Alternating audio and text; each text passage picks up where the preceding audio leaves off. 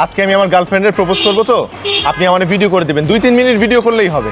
হ্যাঁ, এই যে এইখান দিয়ে ধরবেন। হ্যাঁ, সুন্দর করে করেন। তুমি? তোমার জন্য। Thank you.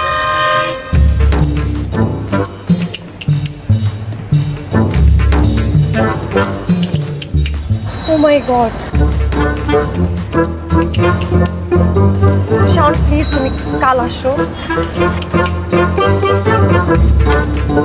আমি বাসায় মা বাবাকে বলে রাখবো, তুমি কাল আসো।